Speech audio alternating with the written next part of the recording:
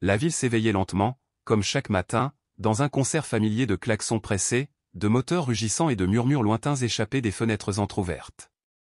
Tout semblait suivre une mécanique bien huilée, une routine immuable qui broyait les heures comme les jours précédents. Mais dans un recoin oublié d'un quartier résidentiel, là où les herbes folles envahissaient les trottoirs et où les lampadaires penchaient sous le poids du temps, une scène se déroulait en silence. Une femme s'affairait autour d'un conteneur jaune. Ses gestes étaient mesurés, presque respectueux, comme si chaque sac poubelle recelait un secret précieux. Elle portait une chemise blanche jadis éclatante, désormais fanée, marquée par des taches indélébiles, souvenirs muets de jours passés. Son pantalon bleu, rapiécé avec soin, racontait l'histoire d'une guerre menée contre l'usure, et ses chaussures, aux semelles presque percées, semblaient supplier le ciel d'épargner une averse de plus. Pourtant, rien en elle ne trahissait la honte ou le désespoir. Elle fouillait sans hâte, comme quelqu'un qui savait exactement ce qu'il cherchait. Un sac entrouvert révélait des restes de fruits, de pain, des miettes que d'autres avaient jetées sans un regard. Elle triait, choisissait, écartait avec une sorte de grâce, comme si elle cueillait dans un jardin invisible. À quelques mètres de là, une voiture noire aux vitres teintées était garée.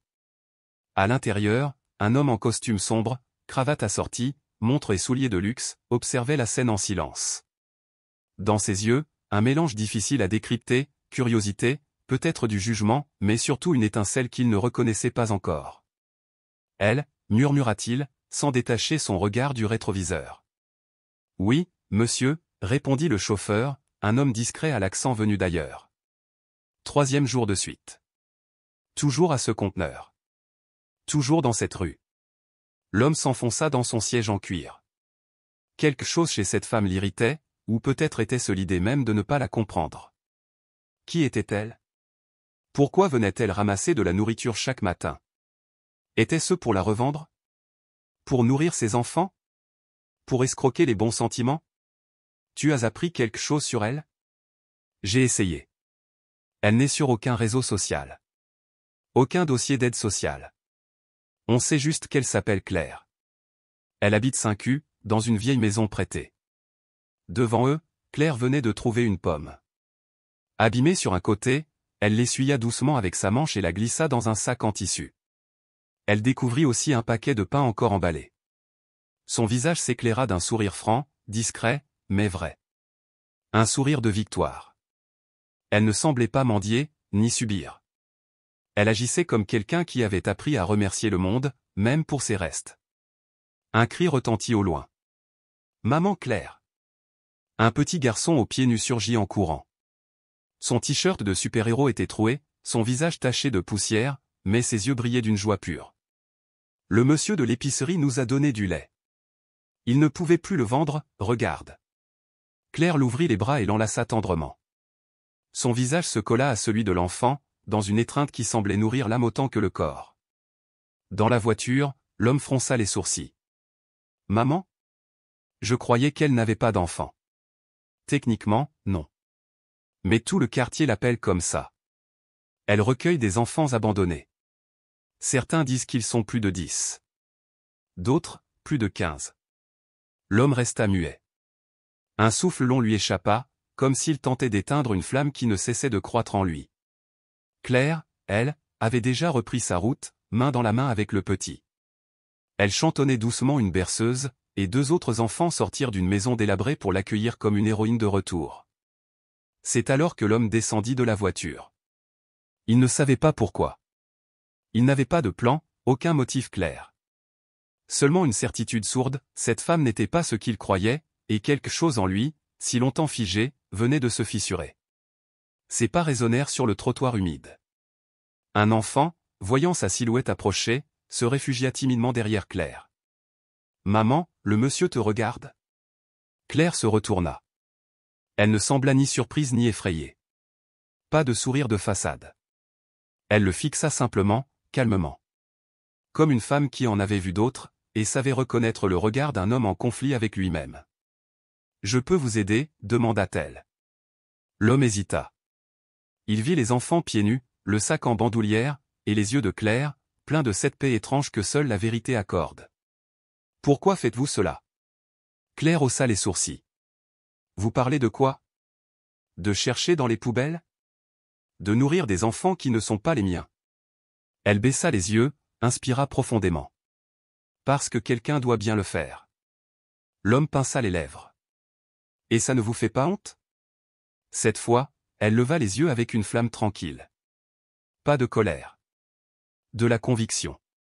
La honte devrait aller à ceux qui jettent de la nourriture encore bonne, à ceux qui détournent les yeux quand un enfant pleure de faim.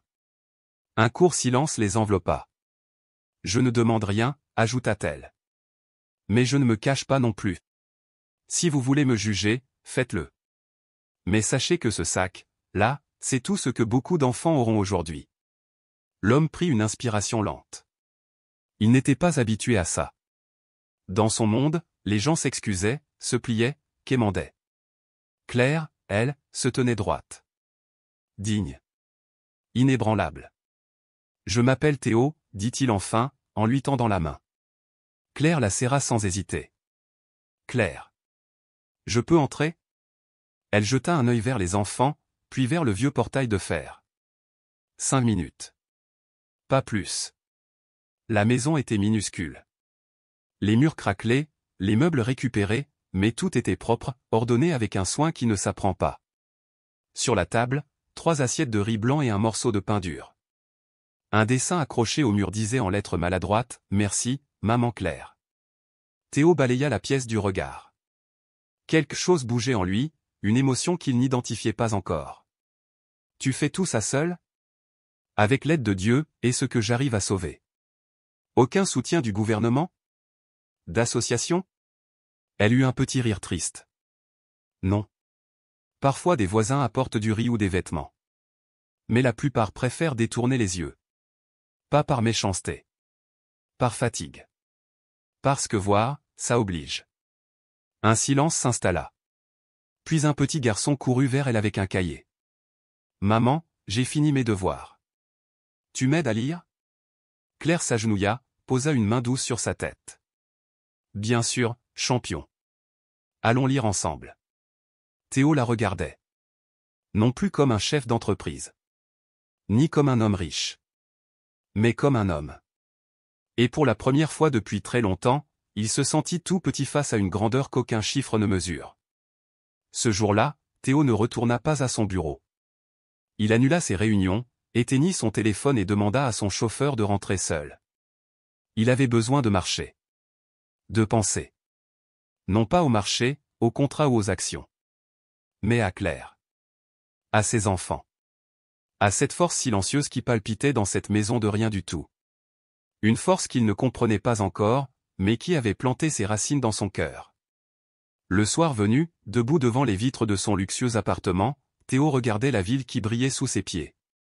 Et pour la première fois, il comprit qu'il n'avait jamais vraiment vu ce qui comptait. Jusqu'à aujourd'hui. Il ChatGPT. Dominant la ville depuis les hauteurs de sa tour de verre et d'acier, tout semblait à Théo minuscule, les voitures, les passants, les enseignes lumineuses, un monde réduit à une maquette animée, désincarnée. Autour de lui, l'appartement respirait le luxe, œuvre d'art contemporain, mobilier aux lignes épurées, tapis haut de gamme. Chaque détail parlait de réussite, de pouvoir, d'un parcours couronné. Et pourtant, un vide profond flottait dans l'air. Le silence y était presque oppressant. Il s'assit sur le canapé en cuir, prit la télécommande, parcourut les chaînes sans vraiment regarder. Rien ne retenait son attention. Il éteignit l'appareil, se leva, se dirigea vers le piano. Une note, puis une autre. Aucune mélodie ne venait. Aucun apaisement. Aucun sens. Depuis quand suis-je affecté par les gestes d'une parfaite inconnue? Murmura-t-il, comme pour balayer un trouble qui pourtant s'imposait à lui. Mais ce n'était pas rien. Claire? Ce nom s'était gravé dans sa mémoire. Elle n'était pas une simple femme fouillant dans les poubelles. Elle était une image obsédante, un symbole qui défiait tout ce qu'il croyait connaître.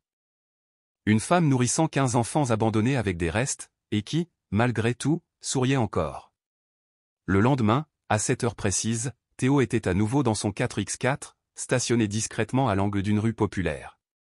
Claire apparut, 2 enfants à ses côtés. L'un portait un sac vide, l'autre sautait gaiement sur une dalle de béton fissurée. Aujourd'hui, on va encore trouver des pommes, maman. Comme hier, s'écria le plus petit. Théo, depuis l'habitacle, esquissa un sourire. Ce n'était pas une scène de misère qu'il avait sous les yeux. C'était une scène de tendresse, de résilience silencieuse. Une vérité brute, poignante. Quelque chose qu'il n'avait plus vu depuis bien longtemps. « Souhaitez-vous qu'on la suive, monsieur » demanda le chauffeur. « Non. Aujourd'hui, je veux savoir qui elle est. Vraiment. Ce qu'elle a fait, jour après jour, toutes ces années. Je veux tout. » Le chauffeur hocha la tête et commença à passer des appels. Discrètement. Pendant ce temps, Claire arpentait la ville avec ses petits compagnons. Ils s'arrêtaient devant les boulangeries, attendaient patiemment près de certains restaurants. Parfois, on leur offrait des restes. Jamais elle ne prenait sans demander. Chaque geste, chaque regard, respirait la dignité. À midi, ils rentrèrent dans leur maison modeste. Claire était épuisée. La chaleur étouffante lui collait aux tempes.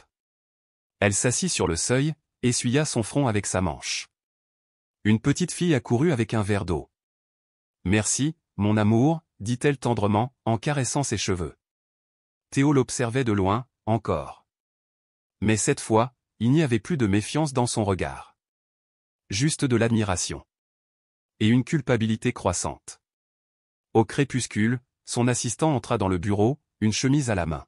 « Monsieur Echeverria, voici le rapport demandé. » Théo prit le dossier. L'ouvrit. Élu. Claire Moreau. 38 ans. Née dans un village isolé. Orpheline dès l'enfance. Élevée dans un orphelinat.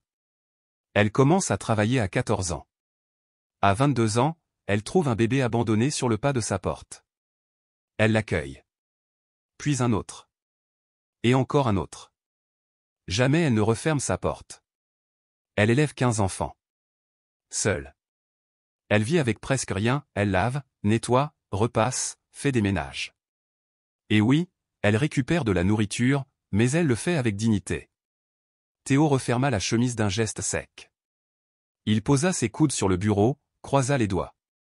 Réfléchit un instant. Puis déclara. « Je vais aller la voir.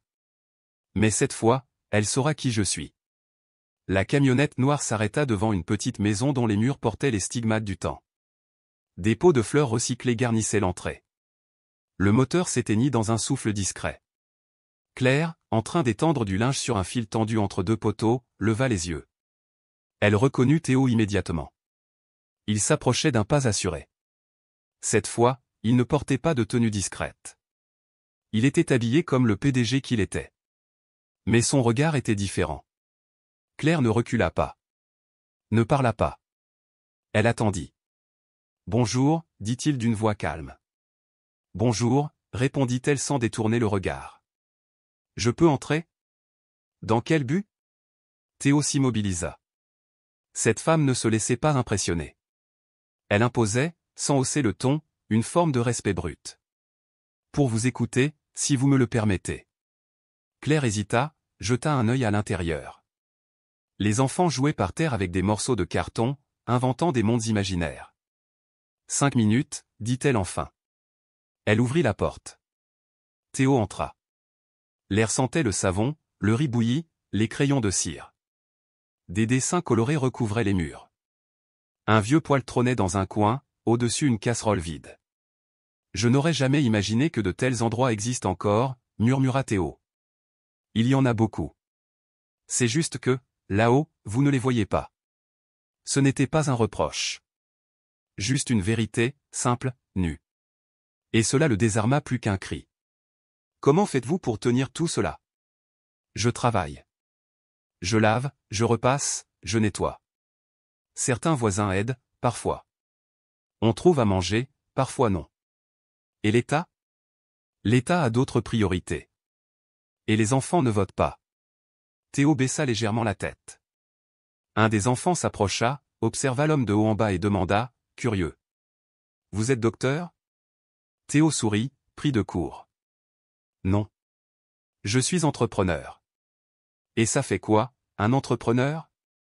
Il resta muet un instant. Claire répondit à sa place. « Les entrepreneurs arrangent le monde depuis les hauteurs.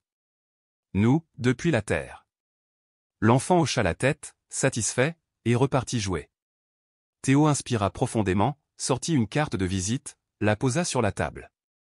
Je veux vous aider. Je n'ai pas besoin de charité. Ce n'est pas de la charité. C'est du respect. Un investissement dans quelque chose qui en vaut la peine. Claire le fixa. Elle en avait entendu, des promesses. De politiciens. D'associations. De gens qui viennent une fois et ne reviennent jamais. Pourquoi moi? Parce que dans mon monde, personne ne fait rien sans attendre quelque chose en retour. Et vous, vous le faites. Chaque jour. Sans caméra. Sans applaudissements. Un silence s'installa. Je veux simplement vous offrir une option. Un projet. Une chance de transformer ce que vous avez bâti en quelque chose de plus grand. Et quel est le prix? Théo baissa les yeux. La confiance. Juste ça. Claire ne répondit pas. Son regard restait fixe, mais ses yeux trahissaient une émotion profonde. Comme si elle voulait croire. Comme si elle avait déjà trop cru, et trop perdu. Je vais y réfléchir, dit-elle enfin. Théo se leva, salua les enfants. L'un d'eux lui tendit un dessin, une maison colorée, entourée de cœurs. Sous le dessin, en lettres tremblantes, on pouvait lire « Voici notre maison ». Et pour la première fois depuis des années, quelque chose se brisa en lui. Il sortit sans un mot, remonta dans la camionnette. Le chauffeur jeta un coup d'œil dans le rétroviseur. « Tout va bien, monsieur ?» Théo ne répondit pas. Il serrait toujours dans sa main la carte identique à celle restée sur la table de Claire. Parce qu'il savait que si elle appelait, il ne serait déjà plus le même homme. 3 jours passèrent. Claire n'appela pas. La carte restait là, posée sur la vieille table en bois, près du cahier d'exercice de Margot et d'une tasse de thé refroidi. À chaque passage, elle la regardait. Parfois avec méfiance. Parfois avec espoir. Mais elle n'osait pas. Pas parce qu'elle ne voulait pas d'aide. Parce qu'elle avait peur. Peur de ce que cette aide pourrait exiger en retour. Peur de voir sa mission, aussi pure soit-elle, protéger les enfants sans foyer, ternis par des engagements non tenus ou des conditions non dites. « Pourquoi tu ne l'appelles pas ?» demanda ce soir la lourde, sa voisine et amie, alors qu'elles épluchaient des pommes de terre pour le dîner. « Parce que je ne sais pas si je peux faire confiance à quelqu'un comme lui, » répondit Claire, le regard perdu dans le vide. Les riches n'offrent jamais sans espérer quelque chose. Ou peut-être parce que tu n'as pas l'habitude qu'on reconnaisse ce que tu fais, murmura Lourde. Et que ça te bouleverse. Claire soupira. Elle jeta un œil à la pièce voisine. Des enfants dormaient. L'un avait de la fièvre. Un autre avait mouillé le lit. Il pleurait doucement dans son sommeil. Je n'ai pas le droit à l'erreur. Si je me trompe, ce n'est pas que moi que ça détruit. Lourde ne dit rien. Elle comprenait. Ce n'était pas une simple offre. Ni un don. C'était une invitation à croire. À faire un pari. À recommencer à faire confiance. Et ce genre de pari, Claire ne le prenait plus à la légère. ChatGPT. Changer de vie. Ces 3 mots pouvaient sembler porteurs d'espoir, de renouveau, presque lumineux. Mais pour Claire, qui avait passé sa vie à apprendre à survivre avec le strict minimum, c'était une idée terrifiante. Plus effrayante, en vérité, que de rester figée dans l'endroit où elle se trouvait, avec ses certitudes modestes et ses repères de fortune. Quitter le connu, même lorsqu'il est rude, demande un courage que peu soupçonnent. À l'autre bout de la ville, Théo, lui, regardait son téléphone chaque matin comme un croyant espère un signe du ciel. Ce n'était pas de l'impatience, non. C'était une anxiété profonde, travestie en calme apparent. Un calme qui masquait l'effervescence intérieure d'un homme habitué à tout contrôler sauf l'essentiel. Il avait pris des décisions titanesques, des fusions à plusieurs milliards, des rachats à haut risque, des manœuvres audacieuses dans les marchés émergents. Et pourtant, jamais il n'avait autant espéré un appel. Un matin, son assistante entra discrètement dans son bureau. « Monsieur, votre journée commence par la réunion du conseil, suivie du déjeuner avec les associés de Berlin, puis la présentation du projet dans la tour sud. » Théo ne répondit pas. Il fixait toujours son écran. Une notification s'afficha. Ce n'était pas elle. L'appel arriva enfin. Le 4e jour. 18 heures. Claire tremblait en composant le numéro. Son cœur battait à tout rompre, tambour fragile contre sa poitrine. Une part d'elle priait presque qu'il ne décroche pas. Allô, fit une voix à l'autre bout du fil. C'est Claire. Un silence. Bref, suspendu. Puis une réponse douce, inattendue. Merci d'avoir appelé. La voix de Théo était plus chaleureuse que dans ses souvenirs. Je peux te voir demain. Où tu veux. Ici, chez moi. Je veux que tu comprennes où tu mets les pieds. J'y serai. Le lendemain, à 9 heures précises, une camionnette noire s'arrêta devant une petite maison aux volets défraîchis. Théo en descendit seul, vêtu d'un manteau gris, chemise claire, une pochette de cuir à la main. Claire lui ouvrit. Cette fois, les enfants n'étaient pas là. Lourdes les avait emmenés chez elle pour leur laisser de l'espace. Claire avait nettoyé chaque recoin, non pas pour lui faire bonne impression, mais pour honorer ce moment. Ce possible commencement. Ils s'assirent à la table. Le silence était dense, tendu, mais pas pesant. Claire prit la parole. Écoute-moi bien. Je ne veux ni caméra, ni célébrité. Je ne veux pas devenir un sujet de reportage viral. Si c'est pour l'image, tu perds ton temps. Ce n'est pas pour l'image, Claire. C'est pour la justice. Elle fronça les sourcils. La justice? Oui. Parce que ce que tu fais, c'est à l'État de le faire. Et comme il ne le fait pas, quelqu'un qui a le pouvoir doit agir. Il ouvrit la pochette. À l'intérieur, des plans, des documents, des projets architecturaux détaillés. Tout avait été pensé, une cuisine industrielle, des dortoirs spacieux, des salles de jeu, une infirmerie, une équipe médicale et un accompagnement social permanent. C'est de la folie, souffla Claire en feuilletant les plans, incrédule. Non. C'est un investissement. Et tu seras libre.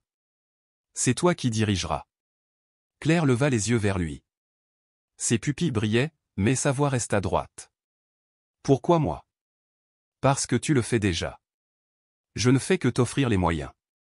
Elle resta silencieuse. Referma lentement la pochette. Se leva. Fit quelques pas jusqu'à la fenêtre. J'accepte. Théo l'observa. Il ne sourit pas. Il ne dit rien. Il hocha simplement la tête. Comme un homme conscient que quelque chose de profond venait de naître. Mais ailleurs, à cet instant même, dans une autre tour, d'autres yeux se tournaient vers cette décision. D'autres pensées, moins bienveillantes, se formaient dans l'ombre. Quelqu'un n'était pas prêt à accepter qu'une femme sans nom, sans titre, devienne le visage du plus grand projet social jamais entrepris par le groupe Echeverria. La nouvelle se répandit comme une traînée de poudre dans les couloirs de la tour. Officiellement, rien n'avait encore été annoncé. Mais les rumeurs, elles, couraient vite. Certains y voyaient une lubie du patron. D'autres, une menace. Qui est cette femme? Demanda un cadre au 27e étage. Elle n'a même pas fait d'études supérieures, répondit un autre en remuant son café. Une femme qui ramassait les ordures va représenter Echeverria? C'est une blague? Mais personne n'osait dire ces mots devant Théo. Lui ne parlait pas. Il agissait. Et plus il travaillait sur le projet, plus il en était convaincu, c'était le meilleur pari de sa carrière. Dans l'ombre pourtant, un autre homme veillait. Benoît Duhat. Vice-président des opérations. Bras droit de Théo depuis plus de 10 ans. Stratège redoutable, froid, méthodique. Il connaissait les peurs du conseil d'administration mieux que personne. C'est peut-être le début de sa chute, dit-il à un cercle restreint de partenaires. Il pense avec le cœur. Et dans notre monde, cela coûte cher. Et que proposes-tu? Demanda l'un d'eux, inquiet. Rien d'illégal. Observer. Documenter. Attendre. Une femme comme ça, elle fera une erreur. Et alors, nous serons prêts. Pendant ce temps, Claire ne ménageait pas sa peine. Avec les architectes et les ouvriers, elle supervisait la construction du centre. Un terrain offert par Théo, à 2 rues de sa maison. Elle tenait à rester proche, pour que les enfants ne sentent pas qu'ils perdaient leur repère. Le lieu serait un refuge, dortoir, cantine, salle d'études, jardin partagé. Et ça, c'est aussi pour nous, demanda une fillette en regardant les plans affichés au mur. Oui, murmura Claire en lui caressant les cheveux. Pour que vous n'ayez plus jamais à chercher dans les poubelles. Les médias commencèrent à s'y intéresser. Elle refusa les interviews. Elle ne voulait pas être une vedette. Juste vrai, dans l'ombre. Un matin pourtant, elle trouva Théo, l'air grave. « Il s'est passé quelque chose ?» demanda-t-elle en descendant de sa vieille camionnette. « Le conseil veut te voir. » « Une réunion officielle. »« Pourquoi ? » ?»« Je ne suis ni cadre ni investisseuse. Ils veulent s'assurer que ce projet ne devienne pas un problème d'image. » Claire inspira profondément. Elle n'aimait pas ces pièces fermées où les mots se gonflent d'orgueil et de formules creuses. Mais elle irait. Parce que c'était le chemin. Le jour venu, elle porta son plus beau pantalon, repassé avec soin. Une blouse simple. Ses cheveux tressés, comme elle le faisait lors des grandes occasions. En entrant dans la tour Echeverria, tous les regards se tournèrent vers elle. Certains moqueurs, d'autres curieux. « C'est elle », chuchota une secrétaire. « Oui, la femme des ordures. » Claire entendit, mais ne réagit pas. Chaque mot était une pierre sur ses épaules. Théo l'accueillit dans le hall, la guida jusqu'à la salle de réunion. Dès leur entrée, les conversations s'arrêtèrent. 10 hommes en costume, portables ouverts, regards acérés. Benoît Duhois au centre, un sourire en coin. « Messieurs, dit Théo, voici Claire Moreau. Elle dirigera notre nouveau projet social. » Un silence. Benoît se leva, tendit la main. « Enchanté, Madame Moreau. On a beaucoup entendu parler de vous. »« J'espère que c'était en bien, » répliqua Claire sans ciller. « Certaines choses oui. D'autres suscitent des doutes. Je suis là pour y répondre. » Pendant plus d'1 heure, elle fit face. Questions sur son passé. Ses méthodes. Sa capacité à diriger. Ses échecs. Elle répondit. Honnêtement. Sans détour. Certains furent désarmés par sa sincérité. D'autres ne comprenaient pas qu'une femme sans diplôme puisse parler avec tant de force. « Ne pensez-vous pas que tout ça est trop pour quelqu'un comme vous ?» lança un associé, moqueur. Claire le regarda, posément. « Peut-être. Mais ce n'est pas trop pour ce que méritent les enfants. » Théo, assis au fond, sourit. Pour la première fois, il sourit avec fierté. À la fin, Benoît l'accompagna jusqu'à l'ascenseur. « Intéressant, dit-il. Je ne suis pas là pour plaire. Je suis là pour travailler. Je l'ai bien compris. Mais faites attention, Madame Moreau. Dans ce monde, les gens ne pardonnent pas facilement à ceux qui viennent sans pédigré, et osent réussir. » Claire le fixa, puis appuya sur le bouton de l'ascenseur. « On verra bien. » Et les portes se refermèrent. Les portes de l'ascenseur se refermèrent doucement derrière elle. Claire descendit en silence, le cœur battant. En franchissant le seuil de l'immeuble, elle sentit l'air peser contre sa poitrine, plus lourd que jamais, comme si le monde lui-même lui rappelait la gravité de ce qu'elle venait d'accomplir. Mais quelque chose en elle avait changé. Elle savait désormais, avec une certitude brûlante, qu'il n'y aurait plus de retour en arrière. Le centre commençait à s'élever, pierre après pierre. Les fondations se renforçaient, les murs montaient, avec chaque brique posée, grandissait l'espoir dans le cœur de Claire. Ce n'était plus un rêve éthéré, ni une promesse lointaine. C'était devenu tangible, palpable, un lieu où les enfants pourraient enfin dormir sans peur, manger sans honte, jouer sans que le lendemain ne soit une menace. Chaque jour, Claire était sur le chantier. Elle connaissait chaque ouvrier par son prénom, consultait les plans avec les ingénieurs, posait des questions sur les matériaux, peignait les murs quand elle en avait le temps. Il n'y avait ni repos, ni plainte. Elle avançait avec une énergie tirée du plus profond d'elle-même, comme si le monde, après tant d'années de silence, lui rendait enfin une petite part de justice. Mais tandis que le projet avançait au grand jour, une autre bataille se tramait dans l'ombre des étages supérieurs de la tour Echeverria. Benoît Duhois, malgré la décision de Théo de confier le projet à Claire, ne resta pas inactif. Il conservait encore une influence considérable, des relations au sein du conseil, des contacts bien placés dans la presse, et une longue liste de faveurs passées qu'il pouvait réclamer à tout moment.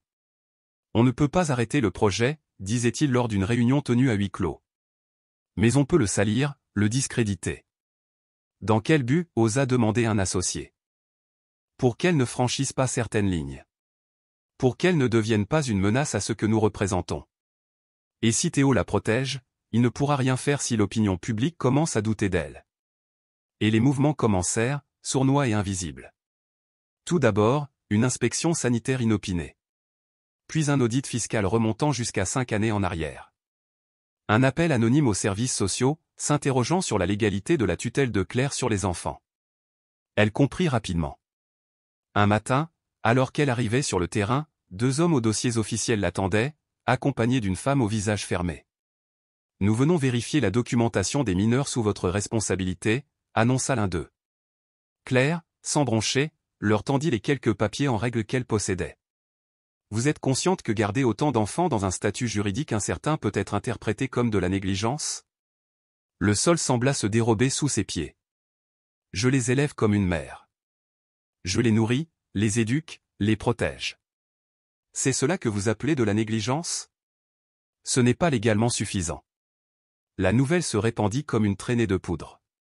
Les médias à sensation titrèrent « La femme derrière le centre Etcheverria pourrait perdre la garde des enfants ». Théo réagit immédiatement. En quelques heures, Claire se retrouva assise dans son bureau, les yeux rougis, les mains tremblantes, des papiers froissés entre les doigts. « Pourquoi font-ils cela ?» murmura-t-elle. « Parce qu'il y a des gens qui ne supportent pas qu'on fasse ce qui est juste sans leur permission. » Théo se leva, marcha lentement vers la fenêtre. Dans son reflet, il ne vit plus l'homme sûr de lui qu'il était.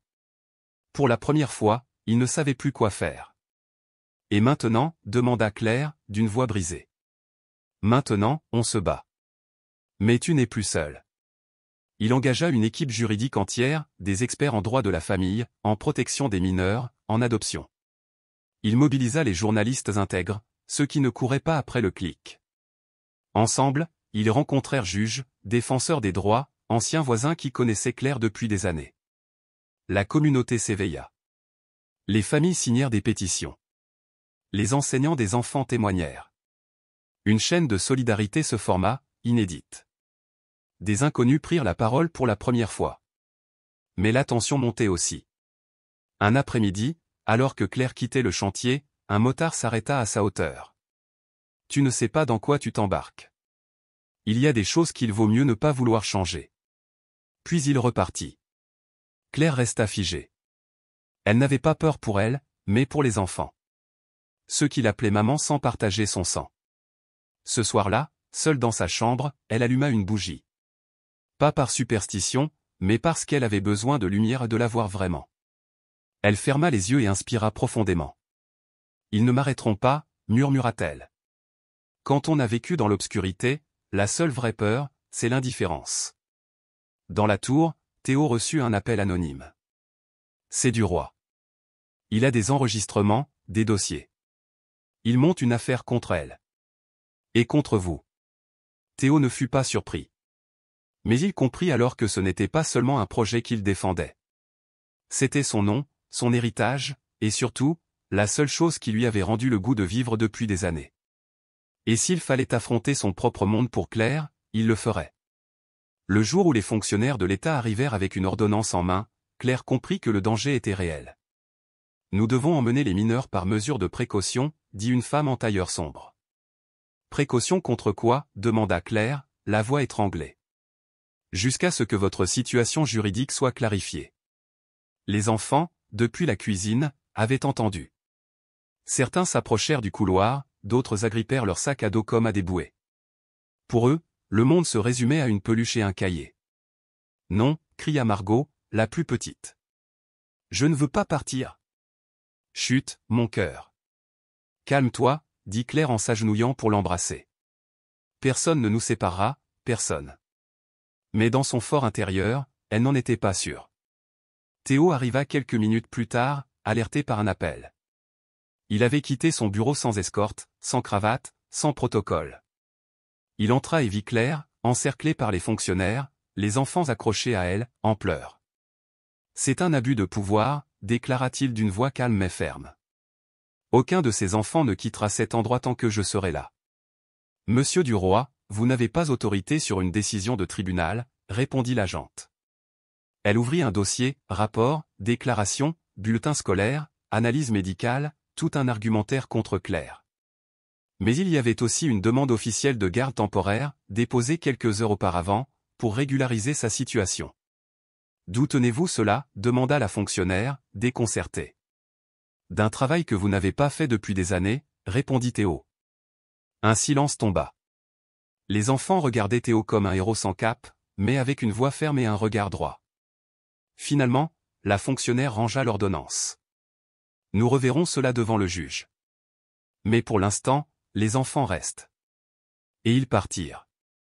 Claire s'effondra sur une chaise. Elle ne pleura pas. Elle ferma simplement les yeux et laissa l'air entrer lentement dans ses poumons. Théo s'assit à ses côtés. « Tu trembles » dit-il doucement.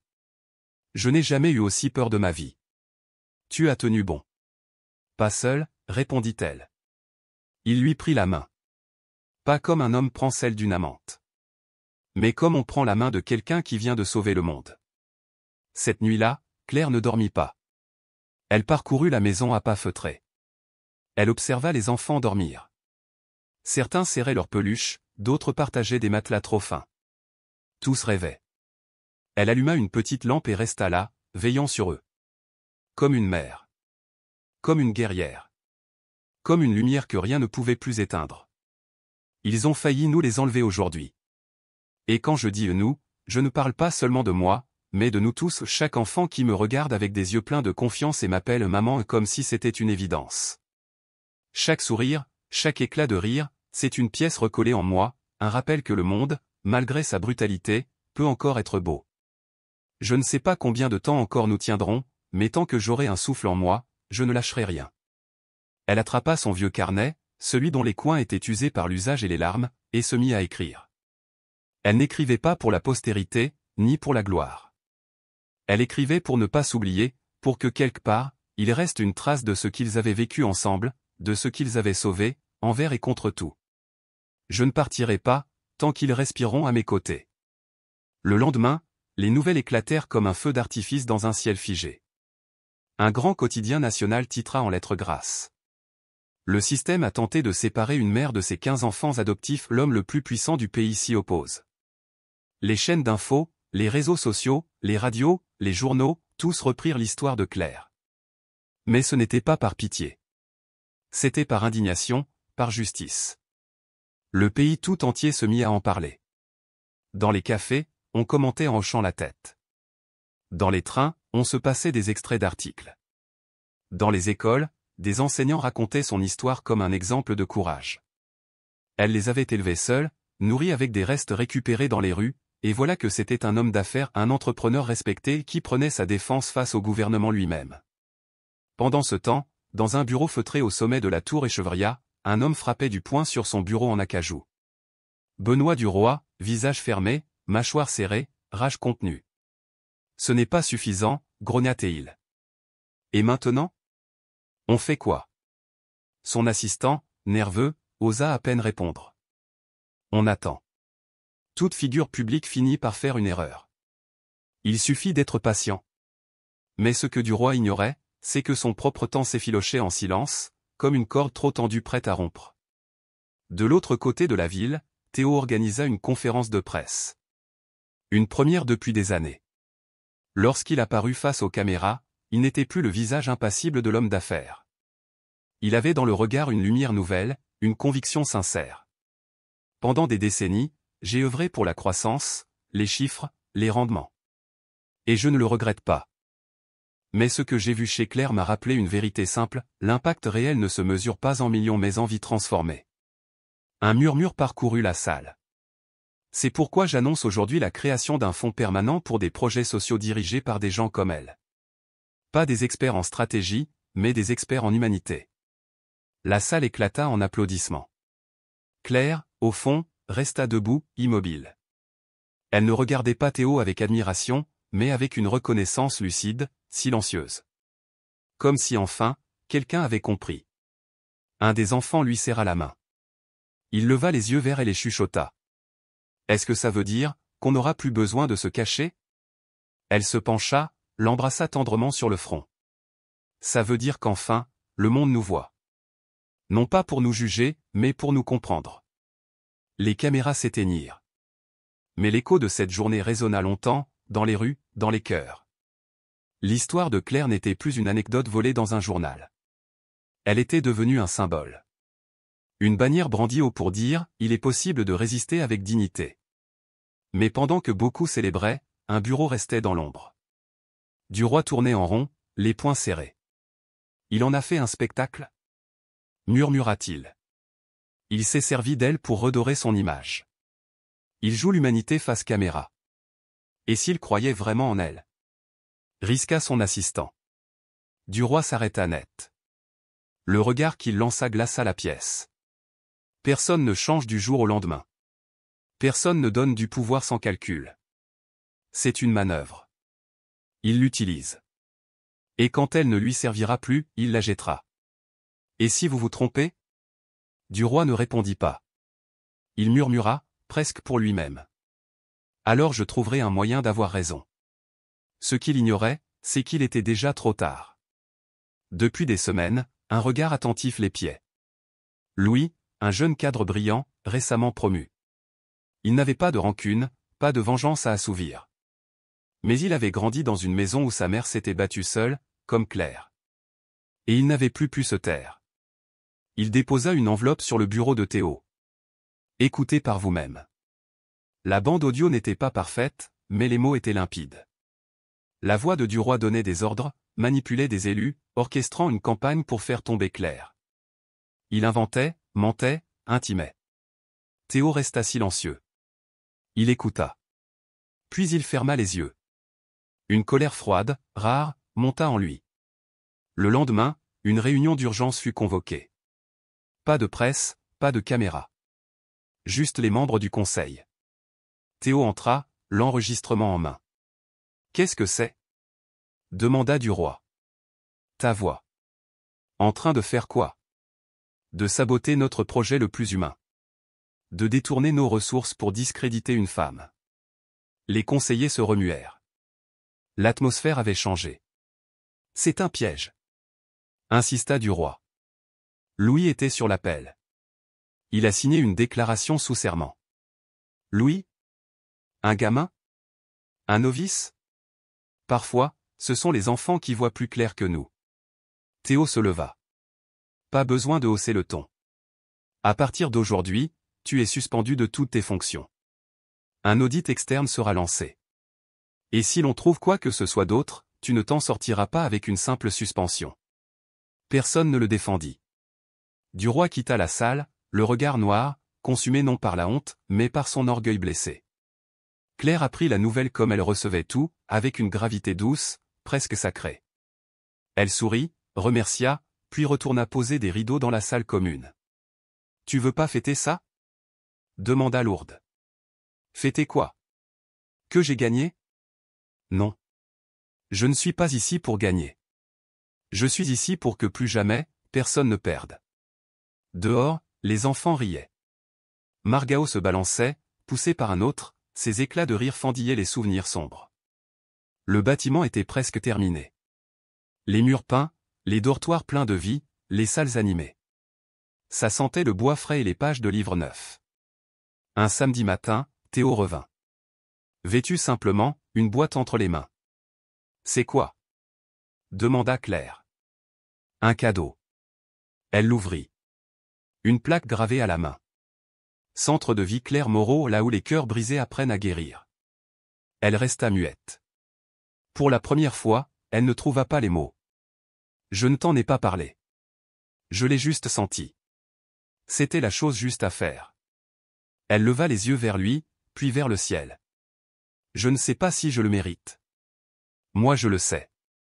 Ce soir-là, lors d'une cérémonie intime, sans caméra ni protocole, le centre fut inauguré. Des voisins, des bénévoles, des professeurs, quelques fonctionnaires venus sans cravate. Tous comprirent, en lisant la plaque, qu'il ne faut pas toujours des armées pour changer le monde. Parfois, une femme suffit. Une femme qui n'abandonne jamais. Et un homme assez humble pour choisir le bon camp. Mais ce qu'aucun d'eux ne savait, c'est que le vrai miracle n'avait pas encore eu lieu. Au petit matin, la lumière traversait les grandes fenêtres, baignant les murs d'or et de promesses. Les enfants couraient dans les couloirs, légers, rieurs. Margao dessinait une fleur. Son frère parlait d'une serre. Dans la cuisine, une adolescente apprenait à pétrir la pâte à pain. Et dans chaque rire, chaque mouvement, chaque geste d'amour, battait le cœur d'un monde nouveau. Claire tenait dans ses bras un nourrisson à peine âgé de quelques mois. Il avait été abandonné dans une gare, sans nom, sans histoire, juste un petit souffle de vie dans le tumulte d'un monde trop vaste. Elle le serra contre elle avec une douceur infinie, caressant tendrement sa tête fragile. « On l'appellera Simon », murmura-t-elle, les yeux brillants. « Parce que c'est lui qui m'a trouvé. » Même sans savoir parler, il a su me dire qu'il était temps d'ouvrir mes bras une fois de plus. Dans l'encadrement de la porte, Théo observait la scène en silence. Il n'était pas venu en homme d'affaires, ni en bienfaiteur. Il se tenait là, les bras croisés contre lui-même, comme pour contenir ce qui le bouleversait. Une tendresse nouvelle, inattendue, lui étreignait le cœur, une émotion qu'il n'aurait jamais cru ressentir quelques années plus tôt, lorsqu'il vivait encore enfermé dans sa tour de verre. « Tu viens inspecter les lieux ?» lança Claire avec un sourire, sans même se retourner. « Je viens apprendre », répondit-il, la voix sincère, nue. Le temps passa, et le centre devint bien plus qu'un refuge. Il devint un symbole. Un exemple national, étudié, visité, photographié. Des journalistes vinrent de loin, des documentaires furent tournés, des articles publiés dans les plus grands journaux. Mais Claire, elle, refusait systématiquement les interviews. « Si vous voulez raconter une histoire, disait-elle, racontez-la leur. Pas la mienne. Moi, je ne suis que le fil. Ce sont eux, les couleurs. » Théo resta engagé, mais jamais plus comme le visage de l'œuvre. Il donnait, connectait, facilitait. Mais la lumière, il la laissait à ceux qui l'avaient conquise à la sueur de leur enfance. Il avait compris que la vraie grandeur se trouve parfois dans le retrait. Un jour, le ministère de la Scolarité proposa à Claire un prix national pour son engagement. Elle l'accepta, mais à une condition. « Je veux qu'il monte sur scène avec moi. Simon dans mes bras, Margot à mes côtés. Parce que seul, je ne suis rien. Ce sont eux qui m'ont élevé. » Et c'est ainsi qu'elle monta sur scène, entourée d'enfants qui, autrefois, n'avaient connu que la peur, les miettes, et les nuits sans toit. Ce jour-là, le pays entier se leva. Et les applaudissements n'étaient pas pour une réussite, mais pour une résilience devenue contagieuse. Un après-midi d'automne, alors que les feuilles dorées crissaient sous leurs pas, Théo invita Claire à marcher dans le jardin du centre. Ils avançaient lentement entre les arbres, les rires des enfants les accompagnant comme une musique de fond. « Je dois te dire quelque chose, dit-il calmement. »« Je t'écoute, répondit-elle en le regardant dans les yeux. « J'ai décidé de vendre toutes mes parts. Je veux recommencer. Faire quelque chose qui ait un vrai sens. » Claire s'arrêta, surprise. Cet homme qui, autrefois, accumulait les chiffres et les victoires comme des trophées, voulait maintenant tout rendre. Mais cette fois, avec les mains ouvertes. Elle sourit, non pour la décision, mais pour le courage de celui qu'il était devenu. « Tu n'as jamais été aussi riche qu'aujourd'hui, » murmura-t-elle. « Grâce à toi, dit-il. »« Non. Grâce à toi d'avoir su écouter. » Ils s'assirent sur un vieux banc en bois, en silence. Devant eux, les enfants jouaient, grimpaient aux arbres, faisaient des cabanes avec des couvertures. Un tableau sans luxe, mais plein de vérité. « Tu l'avais imaginé, tout ça ?» demanda Théo, pensif. « Jamais, » répondit Claire. « Je rêvais juste qu'il n'ait plus froid. Maintenant, ils ont de l'espoir. Et toi aussi. » Un an plus tard, le centre reçut une lettre. Pas d'un ministre. Pas d'un mécène. D'une femme. Une mère trop jeune, brisée par la pauvreté, qui avait perdu son enfant un hiver et entendu parler de Claire dans une gare. Merci. Merci de prouver que toutes les blessures ne deviennent pas des cicatrices. Que parfois, quelqu'un transforme la douleur en foyer. Claire lut la lettre à voix haute, devant les enfants réunis dans le salon. Quand elle eut terminé, Margot leva la main timidement. Toi aussi, tu avais peur, maman Claire ? Tous les jours, répondit-elle sans détour. Mais je ne vous le disais pas. Parce que vous portiez déjà assez. Maintenant, j'ai moins peur. Parce que je sais que même si tout cela devait disparaître demain, personne ne pourra nous enlever ce que nous sommes devenus. Et ainsi, l'histoire de Claire se tissa. Une histoire imparfaite, faite d'erreurs, de nuits sans sommeil, de défis immenses. Mais aussi de câlins sans condition, de rires à la lumière des lampes, d'assiettes enfin pleines, et de petites mains qui réapprenaient à faire confiance. Théo, lui, devint le symbole discret d'un autre type de pouvoir.